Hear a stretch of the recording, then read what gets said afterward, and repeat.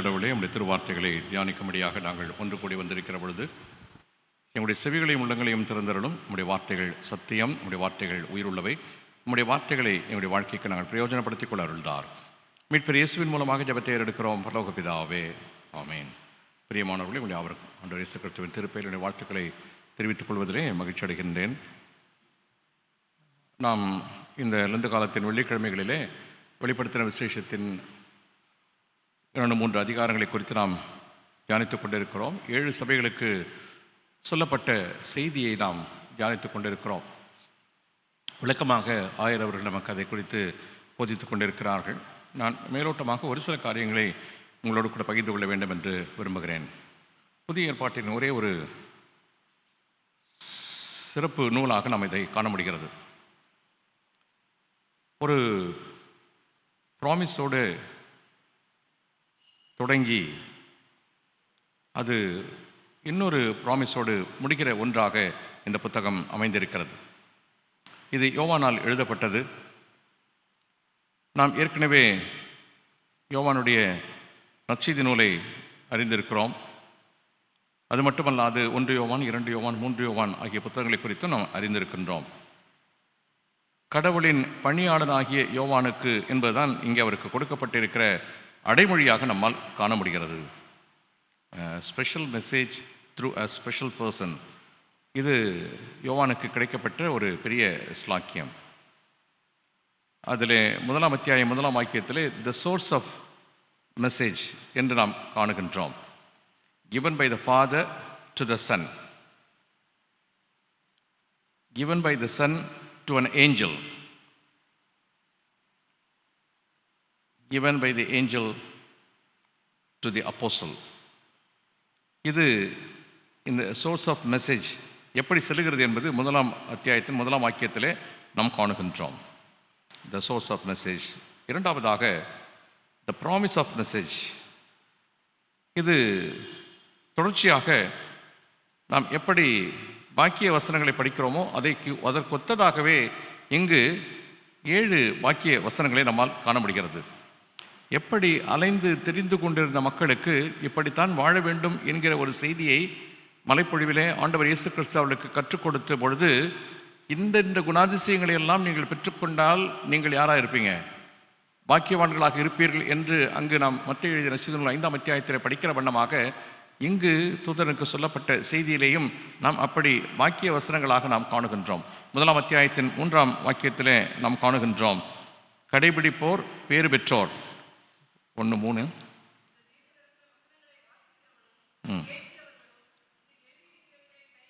கை கொள்ளுகிறவர்களும் பாக்கியவான்கள். 3 விஷயம் ரொம்ப அழகாக சொல்லப்பட்டிருக்கிறது. கை கொள்ளுகிறவர்கள் பாக்கியவான்கள். 14 அத்தியாயம் 13 வாக்கியத்தில் நாம் படிக்கிறோம், கர்த்தருக்குள் மரித்தவர்கள் இது முதல் பாக்கியவான்கள் என்று சொல்லப்பட்டிருக்கிறது. 14-13. 16-15 திருடனை போல வருகிறேன்,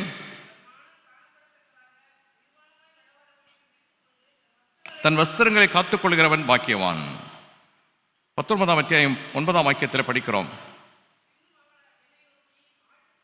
ஆட்டுக்குட்டியானவரின் திருமண விருந்துக்கு அழைக்கப்பட்டவர்கள் பாக்கியவான்கள். 20 அத்தியாயம் 6 வாக்கியத்திலே முதலாம் உயிர்த்தெழுதலுக்கு பங்கு உடையவன் பாக்கியவான் என்று சொல்லப்பட்டிருக்கு. 22:7 இந்த நூலிலே உள்ள தீர்க்க தரிசன வசனங்களை கடைபிடிக்கிறவர்கள் பேறு பெற்றோர் பாக்கியவான்கள் என்று சொல்லப்பட்டிருக்கிறது. 22 அத்தியாயம் 14 வாக்கியத்திலே அவருடைய கற்பனையின்படி செய்கிறவர்கள் பாக்கியவான்கள். படிங்க, அது 22-14.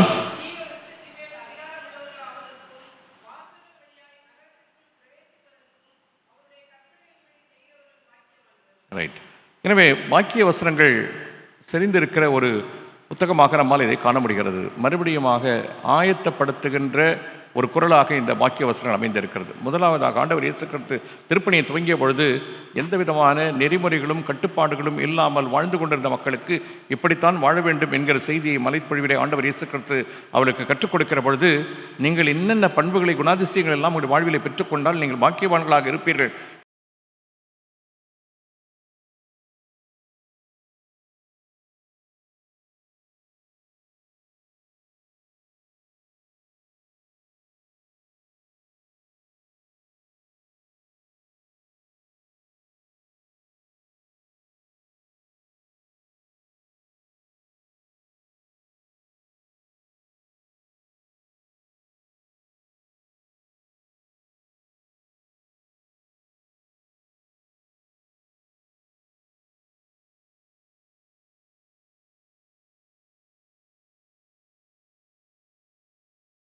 கடைபிடிப்பதற்கு கட்டளை கொடுக்கிற குரலாக இந்த குரல் வெளிப்படுகிறதை நாம் காணுகின்றோம். இந்த குரலுக்கு இருக்கிற அடிப்படையான தன்மைகள் என்ன என்பதை நாம் உணர்ந்து கொள்ள வேண்டும். இதெல்லாம் எழுதி யாராண்ட கொடு? 7 சபைகளுடைய தூதரிடத்தில் கொடு. அதான் சொல்லிடுது. இந்த புத்தகத்தில் காண்கிறது, நீ காண்கிறதை ஒரு புத்தகத்தில் எழுதி ஆசியாவில் இருக்கிறது எபேசியம்னா இந்த 7 சபைகளுக்கும் அனுப்பு என்று சொல்லப்பட்டிருக்கிறது. ஒருவேளை இந்த செய்திகள் எல்லாம் இன்றைக்கு நமக்கு சபைக்குரிய செய்திகளாகவே சொல்லப்படுகிறது. இந்த குரல் கடைபிடிக்க கட்டளை கொடுக்கிற குரலாக இருக்கிறது. நான் ஏற்கனவே சொன்னேன், எப்படி மலைப்பொழிவிலே ஆண்டவர் சொன்னாரோ அதே போல சபைகளை ஆயத்தப்படுத்துவதற்கு கடைபிடிப்பதற்காக கொடுக்கப்படுகிற கட்டளைகளாக இவர்கள் அமைந்திருக்கிறது. முதலாவதாக அதிகாரம் உள்ளவரின் குரல். இந்த குரல் யாரிடத்திலிருந்து வெளிப்படுகிறது என்று சொன்னால் அதிகாரம் உள்ளவரிடத்திலிருந்து வெளிப்படுகிற குரலாக நாம் இதை காண முடிகிறது. நான் அல்பாவும் ஒமேகாவும் முந்தினவரும் பிந்தினவருமாய் இருக்கிறேன் என்று சொன்னால் எல்லா அதிகாரங்களும் அவருக்குள்ளாக அவரிலே இருக்கிறது என்பதை நாம் அறிந்திருக்கிறோம். அதிகாரம் உள்ளவரின் குரல். மத்திய 28ஆம் அத்தியாயம் 18ஆம் வாக்கியத்தில் நாம் காணுகின்றோம், சகல அதிகாரமும் எனக்கு கொடுக்கப்பட்டிருக்கிறது. ஏன் இந்த சகல அதிகாரமும் எனக்கு கொடுக்கப்பட்டிருக்கிறது என்பதை மத்திய 28:18 சொல்றாரு. என்ன கான்டெக்ஸ்ட் அது? இல்லை, அது என்ன சம்பவம் நமக்கு தெரியும். மத்திய 28 என்னன்னு, என்ன யார் அனுப்புறாரு? நீங்கள்லாம் புறப்பட்டு போங்கன்னு சொல்றாரு. அப்போ நமக்கு புறப்பட்டு செல்வதற்கு முன்பதாக நான் என்ன அதிகாரத்தில் போவேன்? மோசையை இதுக்கு அனுப்பும்போது, ஈஜிப்டுக்கு அனுப்பும்போது மோசைக்கு இருந்த பெரிய தயக்கம் அதுதான். நான் போனேன், நீ யாரான்னு கேட்டானா நான் என்னன்னு சொல்றது? இதுதான் அடிப்படையான பிரச்சனை. இருக்கிறவராகவே இருக்கிறேன் அப்படின்னு சொன்னால் யாரை அவர் உடையவராக இருக்கிறார், யாரால் அனுப்பப்பட்டார் என்பதுதான் ரொம்ப முக்கியமான விஷயம். செய்தி கொண்டு செல்வதில்லை, யாருடைய செய்தியை கொண்டு செல்கிறோம், யார் அனுப்பினது என்பது மிக முக்கியமான ஒன்று. இங்கே சகல அதிகாரம் எனக்கு கொடுக்கப்பட்டிருக்கிறது என்பதை ஆண்டவர் இங்கே நினைப்பூட்டுவதற்கு காரணம் என்னவென்று சொன்னால், நீங்க எல்லாம் போங்க, யார் அனுப்பிச்சது? நான் தான் உங்களை அனுப்புறேன், எனக்கு எல்லா அதிகாரமும் கொடுக்கப்பட்டிருக்கிறது என்பதை நமக்கு அவர் ஒரு பெரிய ஆற்றலின் செய்தியாக சொல்லி அனுப்புகிறதை நாம் காணுகின்றோம். அதிகாரம் உள்ள குரல், அது ஆற்றலின் குரலாக நம்மால் உணர்ந்து கொள்ள முடிகிறது. இது அதிகாரம் உள்ள குரலாக இருந்தாலும் எதிர்பார்ப்பின் குரலாக அமைந்திருக்கிறதை நாம் காணுகின்றோம். என்ன அப்படின்னா, அவர்கள் எல்லாம் கேட்பார்கள், கேட்க வேண்டும் என்பதாக சொல்லப்படுகிறது. யோவான் எழுதிய நற்செய்தி நூல் 10ஆம் அத்தியாயத்தில் நாம் படிக்கின்றோம், என் குரலை கேட்கின்றன, இந்த தொழுவத்திலே அல்லாத வேறு ஆடுகளும் எனக்கு இருக்கிறது. சபைக்கு சொல்லப்படுகிற செய்தி என்னவென்று சொன்னால், இது செய்தி கொண்டு செல்லப்பட வேண்டும், சபைக்கும் சபையிலிருந்து பிறருக்கும் அது சென்று சேர வேண்டும் என்பதுதான் ஆண்டவருடைய விருப்பமாக இருக்கிறது. இந்த அதிகாரம் உள்ள குரல் ஆற்றல் உள்ள குரலாக இருக்கிறது, அது கேட்க பண்ணுகிற குரலாகவும் இருக்கிறது. அது நம் வழியாக செல்ல வேண்டும் என்று ஆண்டவர் எதிர்பார்க்கிறதை நாம் காணுகின்றோம். இது சாதாரண மனிதனின் குரல் அல்ல, கடவுளின் அதிகார குரல், ஆட்சி செய்கிற குரல். வெளிப்படுத்தின விசேஷம் 1ஆம் அத்தியாயம் 5ஆம் வாக்கியத்தில் நாம் படிக்கிறோம், பூமியின் ராஜாக்களுக்கு அதிபதியாகிய, யாருடைய குரல் இது? பூமியின் ராஜாக்களின் அதிபதியாகியவருடைய குரலாக நம்மால் இதை காண முடிகிறது. ஆட்சி செய்கிற குரல், பூமியின் ராஜாக்களின் அதிபதி. இந்த உலகத்தை அவரால் உண்டாக்க முடியும். இந்த உலகத்தின் அதிபதி அப்படின்னு சொன்னா, பூமியின் ராஜாக்களின் அதிபதி அப்படின்னு சொன்னா இவருக்கு என்ன பவர் இருக்குதுன்னா, ஒண்ணுமே இல்லாததிலிருந்து ஒன்றை உருவாக்குகிற ஆற்றல் அவருக்கு இருந்தது. வெளிச்சம் உண்டாக கடவுது என்று சொன்னார், உண்டானது. அப்படின்னா இந்த வார்த்தை உருவாக்குகிற ஒரு வார்த்தை, இது அதிகாரம் உள்ள ஒரு வார்த்தை, ஆற்றல் உள்ள ஒரு வார்த்தை, கடைபிடிக்க வேண்டும் என்று எதிர்பார்க்கிற வார்த்தை, அவர்கள் கடைபிடிப்பார்கள் என்று எதிர்பார்க்கிற ஒரு வார்த்தை. அந்த வார்த்தை உருவாக்குகிற வார்த்தை, ஒன்றுமே இல்லாமையிலிருந்து ஒன்றை உருவாக்கக்கூடிய ஒரு வார்த்தை, அதிகாரம் உள்ளவரின் குரல். இரண்டாவதாக, அது தெளிவானதும் குழப்பமில்லாத ஒரு குரல், தெளிவானதும் குழப்பமில்லாத குரல். ஒருவேளை நாம் கடவுளுடைய வார்த்தைகளை நாம் படிக்கிற பொழுதெல்லாம், தியானிக்கிற பொழுதெல்லாம், நாம அநேக நேரங்களிலே நமக்கு நிறைய டிஸ்ட்ராக்ஷன்ஸ் வரும்.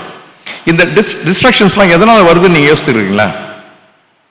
உங்களை ரொம்ப கான்சென்ட்ரேட்டடா நீங்க இந்த வசனங்களை எல்லாம் படிக்கக்கூடாது என்பதற்கு சாத்தான் அனுமதிக்கிற ஒரு விஷயம். ஸோ எப்பவுமே குழப்பவாதி. கடவுளுடைய வார்த்தைகளை நாம் உள்வாங்கிக் கொள்கிற பொழுதோ, அந்த வார்த்தையை நாம் செயல்படுத்துகிற பொழுதோ எந்த விதமான குழப்பமும் இல்லாமல் நாம் உணர்ந்து கொள்ள வேண்டும். அது தெளிவானதும் குழப்பமும் இல்லாததுமான ஒரு குரலாக இருக்கிறது. நீ காண்கிறதை எழுது, மிக தெளிவாக அங்கே சொல்லப்படுகிறது. நீ காண்கிறதை எழுது என்று இந்த குரல் தெளிவானதும் குழப்பமில்லாத ஒரு குரலாக இருக்கிறது. கடவுள் எப்பொழுதுமே குழப்புகிறவர் அல்ல, தெளிவான கட்டளையை கொடுக்கிற கடவுள். ஆபகுக்கின் புஸ்தகம் 2ஆம் அத்தியாயம் 2ஆம் வாக்கியத்திலே நாம் காணுகின்றோம். படிங்க. ஆபகுக் 2:2 கரெக்டா?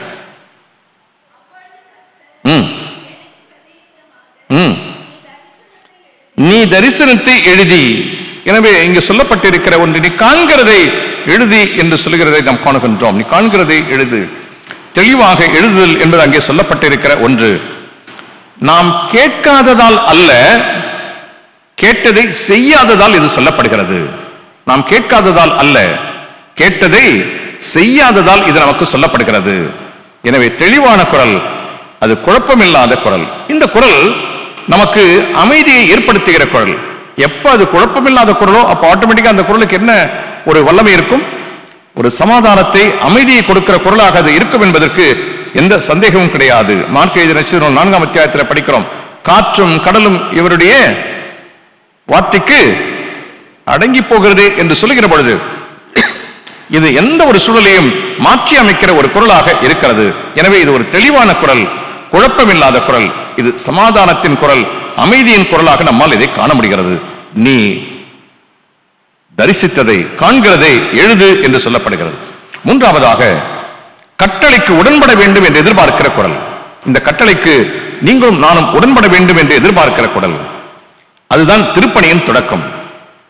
ஒரு திருப்பணியின் தொடக்கம் எது என்று சொன்னால், ஒரு கட்டளைக்கு உடன்பட வேண்டும்.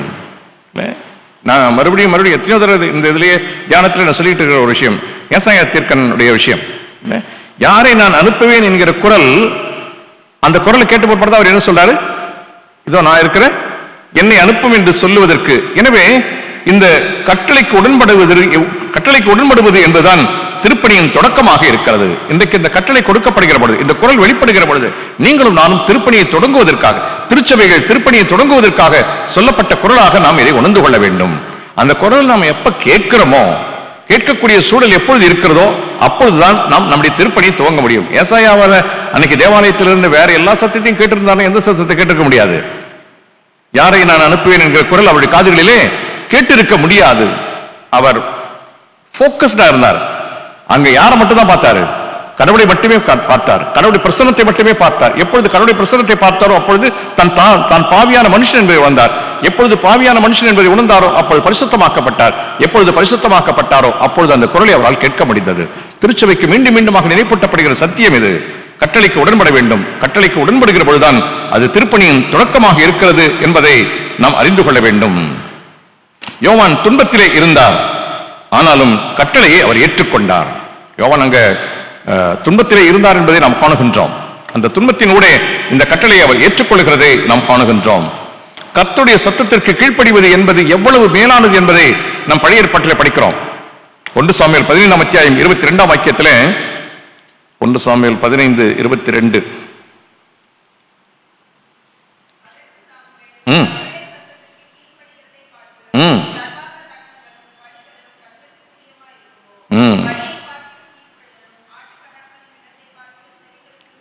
ரைட், கீழ்ப்படிதல், செவி கொடுத்தல் மிக தெளிவாக அங்கே சொல்லப்படுகிறதை நாம் காணுகின்றோம். கர்த்தருடைய சத்தத்திற்கு கீழ்ப்படுகிறதை பார்க்கலாம்.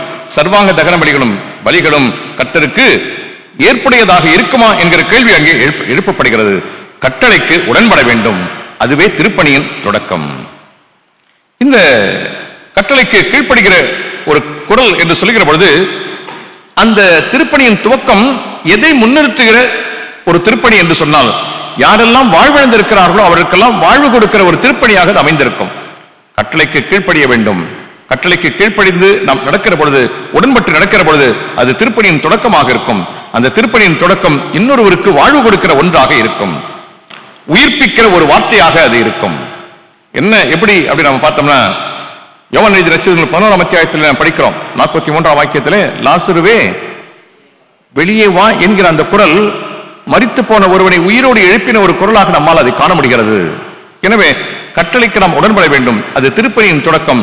திருப்பணி எதை சார்ந்தது என்று சொன்னால், வாழ்விழந்தவர்களுக்கு வாழ்வை கொடுக்கிற ஒரு திருப்பணியாக அது அமைந்திருக்கிறதை நாம் காணுகின்றோம். யாக்கோபிலே வாசிக்கிறோம் 1ஆம் அத்தியாயத்திலே, வார்த்தையை கேட்பதில்லை, வார்த்தையை செய்வது என்பது.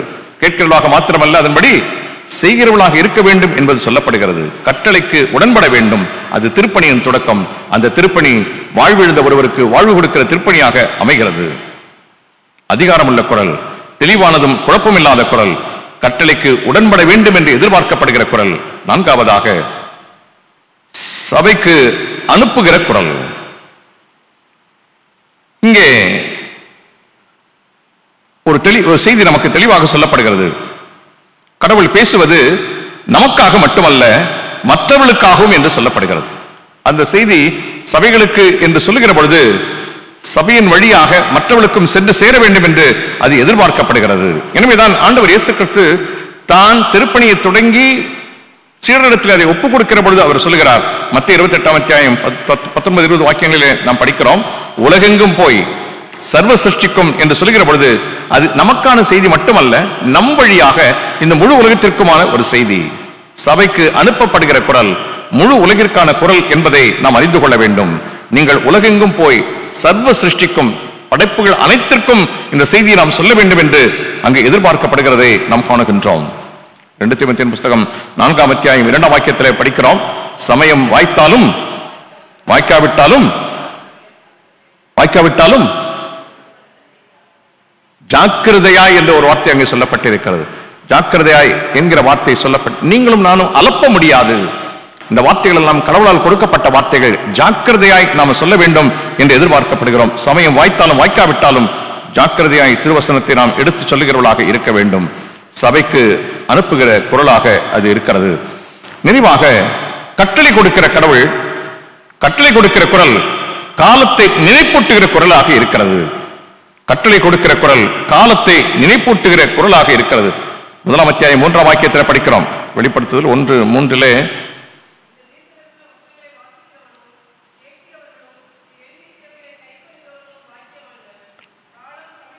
காலம் சமீபமாய் இருக்கிறது.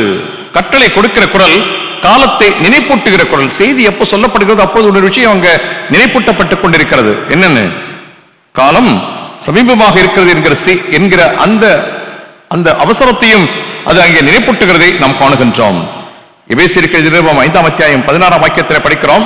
நாட்கள் பொல்லாதவைகள் ஆனதால் காலத்தை பிரயோஜனப்படுத்திக் கொள்ளுங்கள். எனவே குரல் மட்டுமல்ல, செய்தி மட்டுமல்ல, அங்கே எதுவும் கணக்கில் எடுத்துக்கொள்ளப்பட வேண்டும், காலமும் கணக்கில் எடுத்துக்கொள்ளப்பட வேண்டும். நாம் நெருங்கிக் கொண்டே இருக்கிறோம் என்கிற உணர்வு நமக்குள்ளே இருக்க வேண்டும். எனவே கட்டளை கொடுக்கிற குரல் காலத்தை நினைப்பூட்டுகிற குரலாக இருக்கிறது. காலம் சமீபமாய் இருக்கிறது, நாட்கள் பொல்லாதவைகள் என்பதனாலே நாம் காலத்தை பிரயோஜனப்படுத்திக் கொள்ள வேண்டும் என்பது எதிர்பார்க்கப்படுகிற ஒன்றாக இருக்கிறது. ஏனென்றால் மிக தெளிவாக ஒரு செய்தி சொல்லப்பட்டிருக்கிறது. யோவான் எழுதிய நற்செய்தி நூல் 9ஆம் அத்தியாயம் 4ஆம் வாக்கியத்தில் நாம் படிக்கிறோம். ஒருவனும் கிரியை செய்யக்கூடாத வரும். எனவே அப்படி ஒரு நாள் வரும். எனவே நீங்கள் இந்த காலத்தை பிரயோஜனப்படுத்திக் கொள்ள வேண்டும் என்பது அங்கே சொல்லப்படுகிறது. ஒருவனும் கிரியை செய்யக்கூடாத ராக்காலம் வருகிறது. எனவே நீங்கள் கிரியை செய்ய வேண்டும் என்பது அங்கே நினைப்பூட்டப்படுகிறதை நம்மால் காண முடிகிறது. அதிகாரம் உள்ளவரின் குரல், தெளிவானதும் குழப்பமில்லாத குரல், கட்டளைக்கு உடன்பட வேண்டும், அதுவே திருப்பணியின் குரல். திருப்பணி வாழ்வழிக்கிற திருப்பணியாக அது தொடங்குகிறது. இது சபைக்கு அனுப்பப்படுகிற குரல், சபையின் வழியாக வெளியே செல்ல வேண்டிய குரல். கட்டளை கொடுக்கிற குரல் காலத்தை நமக்கு நினைப்பூட்டுகிற ஒரு குரலாக இருக்கிறது. இது கதவை திறக்க காத்திருக்கிற ஒரு குரலாக இருக்கிறது. நாளை தினத்தில் அவர்கள் அந்த கன்க்ளூடிங் பார்ட்டை பேசுவார். அதில் இது அமைந்திருக்கிறது. அது கதவை திறப்பதற்காக காத்திருக்கிற குரலாக இருக்கிறது. 3:20 வாசிக்கிறோம். என்னென்ன இதோ. எனவே இது கதவை திறப்பதற்காக காத்திருக்கிற ஒரு குரலாக இருக்கிறது. எனக்கு அன்பானவர்களே, சபைக்கு சொல்லப்படுகிற செய்தி இன்றைக்கு நமக்கு சொல்லப்பட்டிருக்கிற செய்தி. இது நமக்கு சொல்லப்பட்டிருக்கிற செய்தி மட்டுமல்ல, நம் வழியாக பிறருக்கும் எடுத்துரைக்கப்பட வேண்டிய ஒரு செய்தி. கடைசியாக ஏசாயா 55ஆம் அத்தியாயம் 3ஆம் வாக்கியத்தில் நாம் படிக்கிறோம். ஏசாயா 55:3.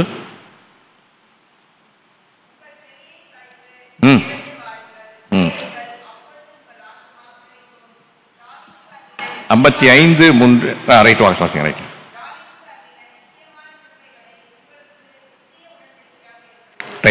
கேளுங்கள், அப்பொழுது உங்கள் ஆத்துமா பிழைக்கும்.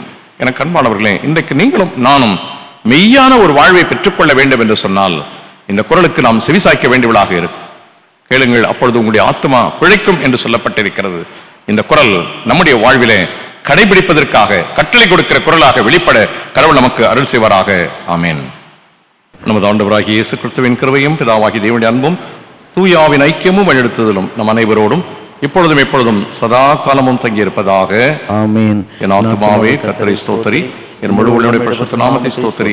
என் ஆத்துமாவே கர்த்தரை ஸ்தோத்திரி, கர்த்தர் செய்த சகல உபகாரங்களையும் மறவாதே. ஆமென்.